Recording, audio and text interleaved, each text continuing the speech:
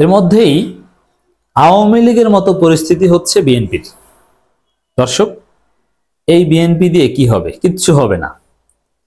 একটা সহজ হিসাব দেখেন, আওয়ামী লীগ 15 বছর অবৈধভাবে ক্ষমতায়, দেশটা মানে আওয়ামী লীগের, প্রশাসন, পুলিশ, সিভিল অ্যাডমিনিস্ট্রেশন যা কিছু আছে সব আওয়ামী লীগ, দেশের মানুষ সব আওয়ামী লীগ। জামাতের রোকন, কলেজের প্রিন্সিপাল, মাদ্রাসার প্রিন্সিপাল নিজেকে আওয়ামী লীগ প্রমাণ করতে সব ধরনের চেষ্টা করেছে। বঙ্গবন্ধু প্রেমিক, মুক্তিযুদ্ধ প্রেমিক প্রমাণ করতে চেষ্টা করেছে সবাই।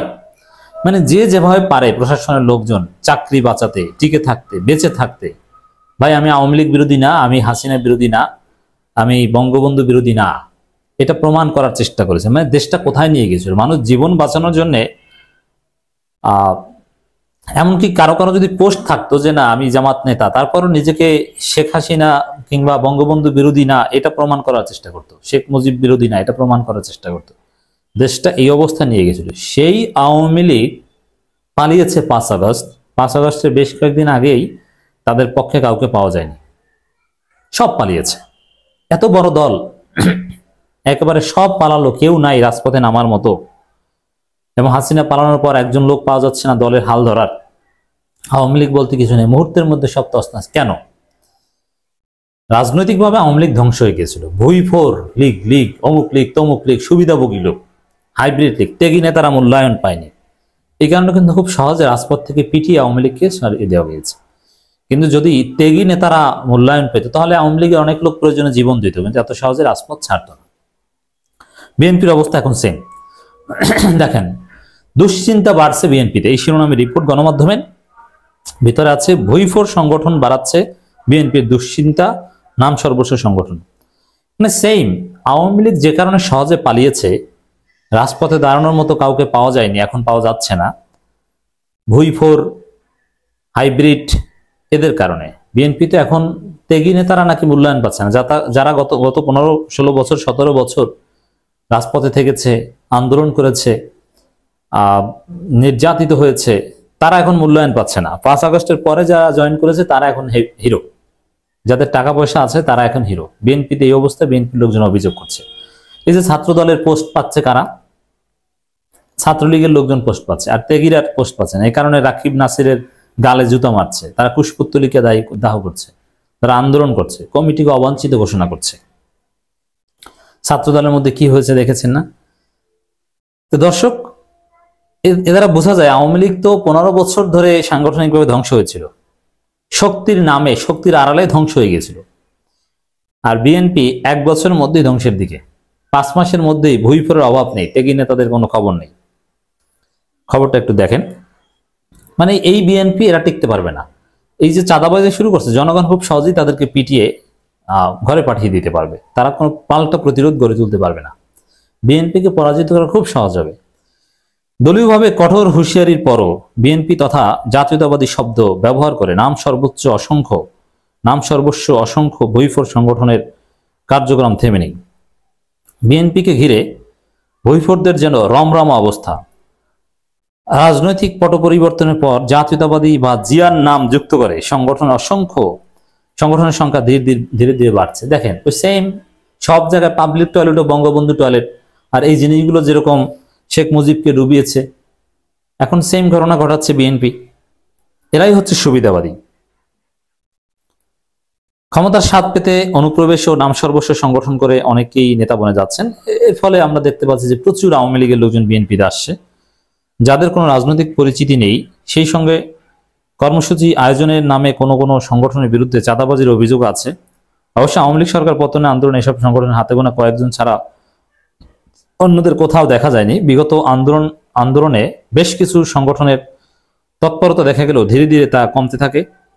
গত 5 আগস্ট শেখ হাসিনা পতন হলে আবারও নতুনভাবে মাথাচাড়া দিচ্ছে ভুইফোর সংগঠনগুলো। মূলত সুবিধাবাদী বিএনপি দলটির প্রতিষ্ঠাতা জিয়াউর রহমান, চেয়ারপারসন খালেদা জিয়া ও ভারপ্রাপ্ত চেয়ারম্যান তারেক রহমানের নামে সংগঠন করে সুবিধা নেওয়ার চেষ্টা চালিয়ে যাচ্ছে। এতে দুশ্চিন্তায় বিএনপি হাইকমান্ড। এক পর্যায়ে গত 24 অক্টোবর জাতীয়তাবাদী বা বিএনপির নামে যুক্ত করে কোনো সংগঠন করতে দলীয়ভাবে নিষেধ করা হয়েছে।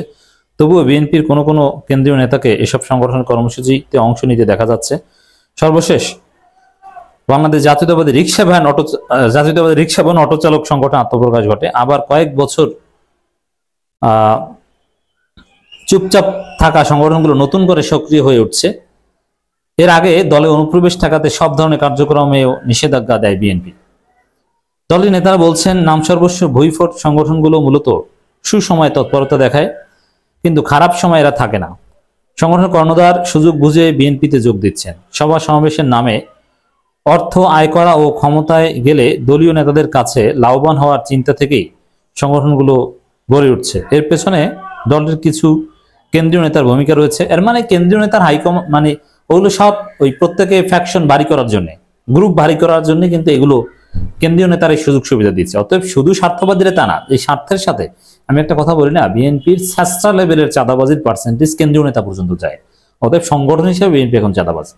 তো এই যে না ভুইফোট সংগঠনের মধ্যে গুলোর মাধ্যমে চাঁদাবাজি করা অন্যতম, এগুলো কেন্দ্রীয় নেতারাই করাচ্ছেন তাদের লোকজনকে সুযোগ সুবিধা দেওয়ার জন্য।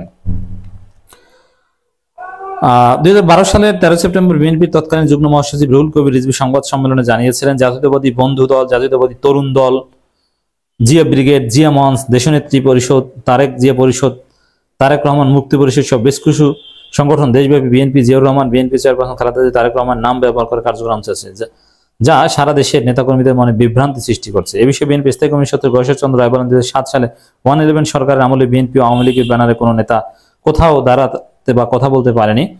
সেই সময় এসব ছোট ছোট সংগঠনের ব্যানারে অনেকে দাঁড়িয়ে কথা বলছেন, মানে এখন ওইগুলো স্বার্থের জন্য ব্যবহার করছে। এটা আরো কত সংগঠন যে আছে, রিক্সা ভ্যান অটো রিক্সা এগুলো আছে, ডাক্তারদের কিছু তো অথরাইজড সংগঠন আছে, কিন্তু এর বাইরে প্রচুর ভুইফোট সংগঠন নামের শুরুতে জাতীয়তাবাদী শব্দ লাগিয়ে ভুইফোট সংগঠন উল্লেখযোগ্য হলো জাতীয়তাবাদী প্রচার দল।